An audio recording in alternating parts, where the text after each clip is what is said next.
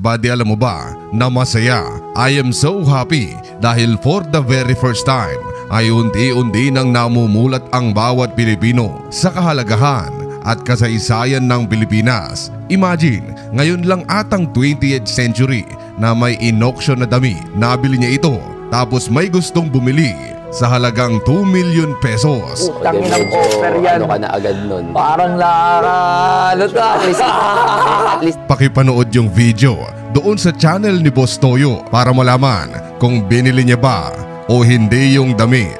At ang dahilan kung bakit ganito ang halaga nito ay ito lang naman ang ginamit na damit sa music video ng legendary song na Bagsakan. Nandito na si Chito Miranda, nandito rin si Kiko, si Francis Magalona. Yun buddy, ang significance ng damit na ito, pero 2 million pesos na ang halaga. Yung kikitain ay mapupunta sa isang miyembro ng parokya na noon ay lumalaban sa sakit na cancer. Ganoon na unti-unting mulat ang mga Pinoy sa history ng Pilipinas. Mas naging mahal pa itong damit na ito kesa sa ilang memorabilia nila Elvis. I highly recommend na panoorin nyo yung vlogs ni Boss Toyo kasi nang dahil sa ginagawa niyang ito ay unti-unting tumataas ang value ng mga memorabilia sa Pilipinas. Hindi na lang yung gamit ng kung sinong bayani ang may halaga, kundi pati na yung mga local artist o yung kung sinong tao na may naging malaking impact sa history ng Pilipinas, mapa sa internet man yan o sa physical.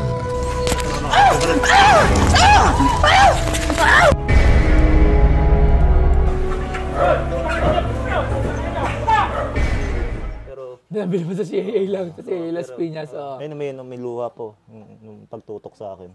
May luha pa. Yung ano kasi, yung pinagdaanan kasi ng mask na to, yun yung magiging value niya. Totoo naman yan. Mababa lang naman, Magkano?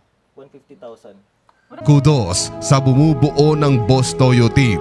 You are all making a huge part of preserving the Filipino history. Those things being said, ay nitong nagdaang mga video ay napag-usapan natin ang ilang mga nostalgia at mga lost media ng Pilipinas na muling natagpuan. Ang pag-uusapan natin dito lang sa channel na kung ikaw ay may kaalaman, hinding-hindi ka malalamangan. And the story goes like this. Simulan natin sa SM North EDSA. Alam na nating lahat na walang mercury drug sa SM. Legend says nang dahil sa pagtanggi ng mercury ng offer ng SM na magtinda sa harap nito ang dahilan kung bakit hindi nagkasundo ang dalawa. Ang ending ay itong Watsons na lang ang kanilang naging partner. Pero alam mo ba na mas matanda pa ang Watsons sa Republika ng Pilipinas? Ang nagpasimula nito ay si Dr.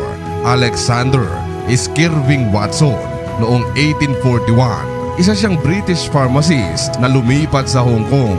Naging siyang pinakaunang store manager ng noon bago pa lang na Hong Kong Dispensary. Kalaunan, inirehistro ang Hong Kong Dispensary sa A.S. Watson and the rest is history. 1841, nagsimula ang Watson at 1899 naman nang maitatag ang pinakaunang Republika ng Pilipinas.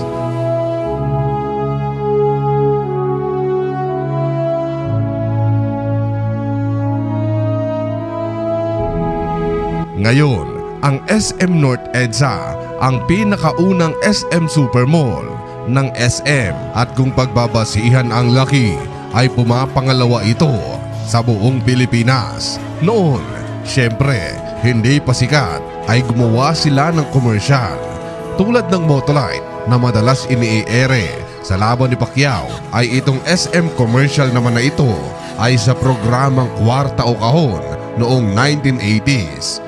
Mayroon itong top-notch CGI noon kung saan ipinapakita kung ano ang nasa loob ng SM at mula noon ay naglaho na ito na parang bula.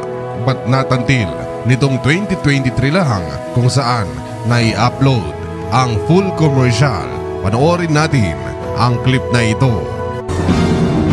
It's showtime. Major production. Turn up the lights. We're taking a bow. It's our time to shine. Just look at us now. Lots of excitement, markets and fun, shopping convenience for everyone. SM. It's all at SM. Here at SM. We've got it all for you. Sunod ay bago pa man kumalat ang pagsa-shopping online, ay alam mo ba na mayroong distributor ng mga appliances ang siyang noon ay nangunguna. Hindi pa uso ang internet nang ang 680 Home Appliances ay pinangunahan na ang pagkakaroon ng digital marketing upang makabenta ng produkto.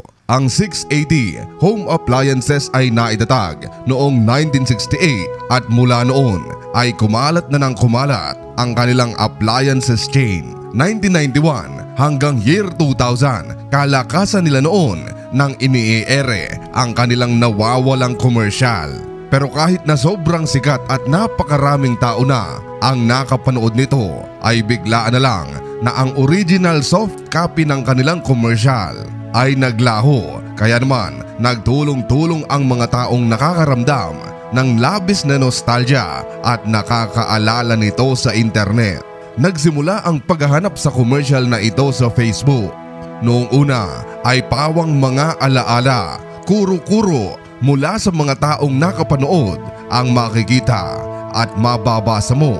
Hanggang sa isang araw ay muli itong si Jojo Bailon lang pala ang makakatapos sa matagal na paghahanap na ito. Ini-upload ang commercial sa kanyang Facebook page. Nito lang buddy, 2023. Panoorin natin ang clip na ito. As years passed by, we did our best to build our name. 680. 680 personalized service. 680 quality products. 680 affordable prices. But behind the name 680, there's a lot more. Find out for yourself. 680 Home Appliances, serving you for more than 25 years. Kudos sa 680 Home Appliances buddy, dahil kahit ngayong 2023 ay may bukas pa silang branch. Ngayon, you know me, I always save the best for last dahil baka makaramdam kayo ng takot o pagiging hindi maayos ang inyong pakiramdam pag napanood nyo ang commercial na pag-uusapan natin. Pero yaman lang din na napag-usapan na natin kamakailan ang awareness upang protektahan ang mga bata sa pang-aabuso. Ay noong 1990s ay gumawa ang ating gobyerno mismo ng isang komersyal kung saan ang pinakalayon nito ay bigyang paalala ang mga tao na dapat nating protektahan ang mga bata. Buddy, sa unang bahagi ng paghahanap ng commercial na ito ay pawang mga drawing lang tulad nito ang ating makikita. Kalaunan, sa tulong ng internet at mga taong naghahanap nito online ay June 20, 2022 nang ang TPAHG o The Philippine Advertisement History Group ay ini-upload ang full commercial sa kanilang Reddit thread. Panoorin natin ang clip na ito. Inggan mo ang mga bata.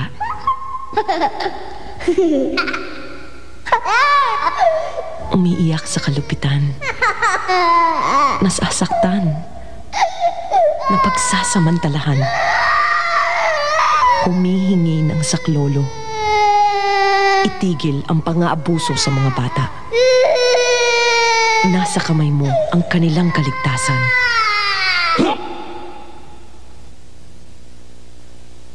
At dyan na nga siguro matatapos ang videong ito. Muli, ako po ay nagpapasalamat sa wala pa ring sawang suporta, and as always, thank you so much for watching. Goodbye.